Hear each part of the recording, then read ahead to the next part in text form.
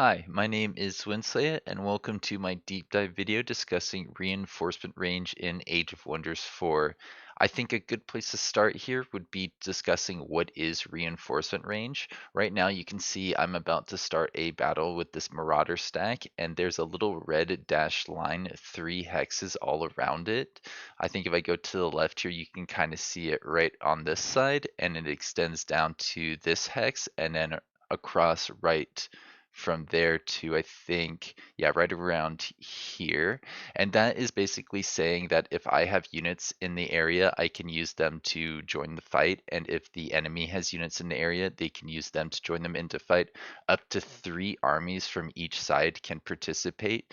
And that means that if you've got 4 armies of 2 units, you're only going to get to bring in 6 of those units because each of them is in a stack of 2, and you can only bring in 3 stacks of 2, essentially.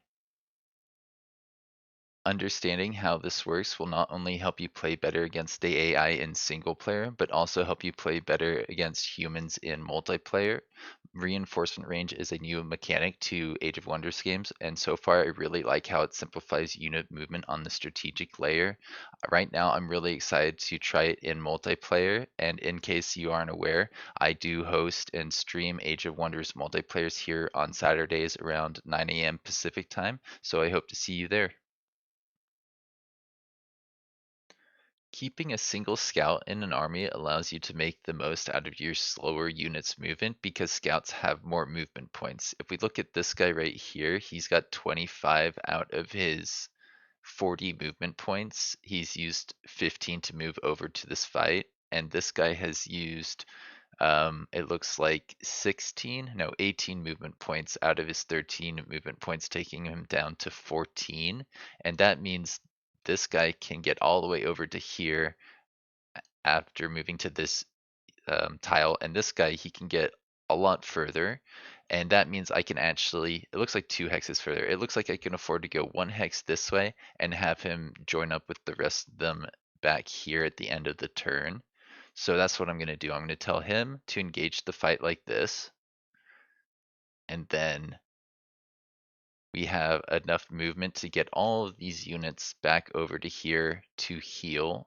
And if my scout had taken any damage, I would want him over here healing, just so that he could get back up as close to full as humanly possible. Now, we're going to end our turn to show off another little thing you can do with your scouts. You could use your scout to get a little bit of vision before committing the movement of the rest of your stack. Right here, I see some enemies off in the distance that I might want a little bit more vision on before taking the rest of my guys and moving them over towards it. And with this scout, I could move 1 hex at a time just to get vision. If I move him all the way over here, then he's kind of committed to that direction. He can't move in other directions. The nice thing about scouts is it's much easier for them to change direction and move in it and towards a different objective. One thing that we can do here now that we see this stack and we think that it looks reasonable is I can actually also use my scout to engage the fight. Right now I couldn't take this fight this turn, and being able to use those extra mobile units to start the fight a little bit earlier can be incredibly useful.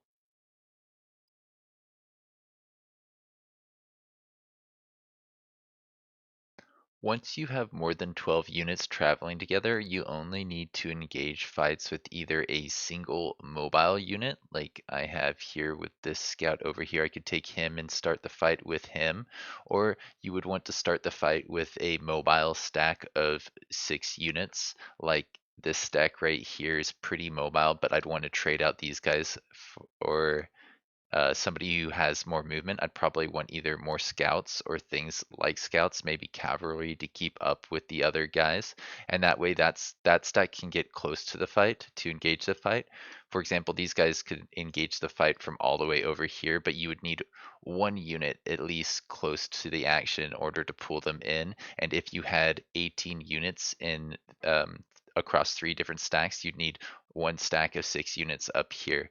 Like if I bring this guy here and I try to engage the fight, I can't bring them all in.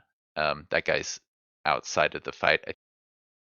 and I can't even click one of these buttons to bring him in. I thought maybe that there was a button to take one of these guys out of the fight and then just bring in other things, but it looks like that is not the case.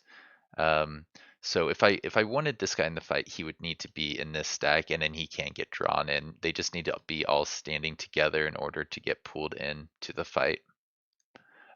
One thing you may have noticed here is this is not reinforcing from the spawner. If I were to try and attack the spawner itself, I would want these guys here to be closer to get in the fight. Now they would actually reinforce, but if I wanted to, I could just go after the thing that just spawned in. And this is a big difference between previous Age of Wonders games. And when something would spawn like this in those games, it would mean basically you have to wait a turn before trying to engage it. This seems like a nice quality of life change that makes it easier to deal with the things that are going to try and burn down your special province improvements or try and siege your cities from these spawners.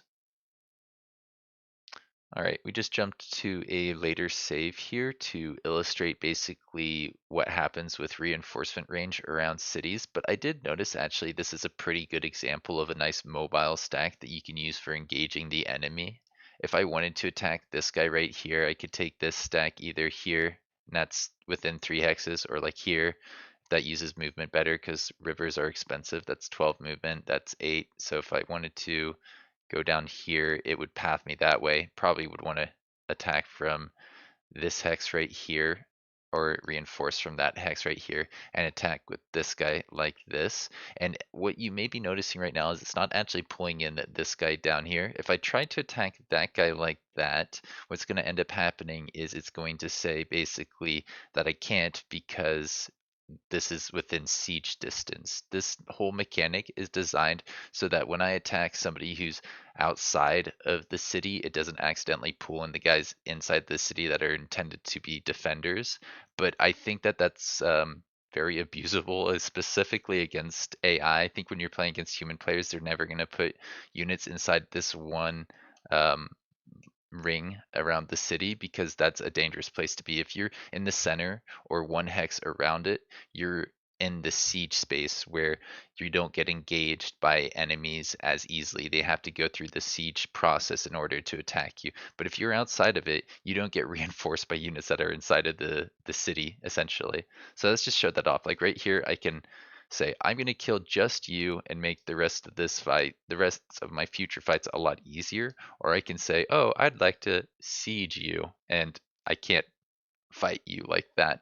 And I hope that this changes. I understand why it was designed that way, so that sieges are a thing and people don't just like break the game and take them out of the equation.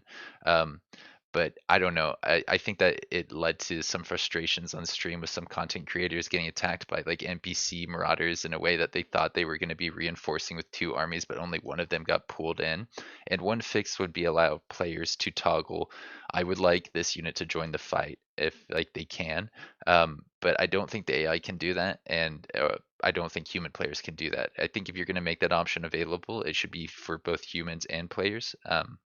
Excuse me, both human players and IA players, just to make it a more balanced and fair experience. I mean, sure, it can bypass the siege, uh, but if that means that like that's the only way for you to get all of your units in a fight, I think I would take the units over waiting 4 turns to like maybe make some more units or get other units from across my empire over there. Just a little trade-off, and yeah, I think it's a cool little trick to keep in your back pocket if you're going to be playing in single player. But I wouldn't use this in a multiplayer experience. I just think that that's abusing the system a little bit and making the experience for everybody else involved in the multiplayer less fair and less fun as a result. And yeah, that's everything I have for you here today. Thanks for joining me for my video discussing reinforcement range. I hope to see you around for the next set of tips.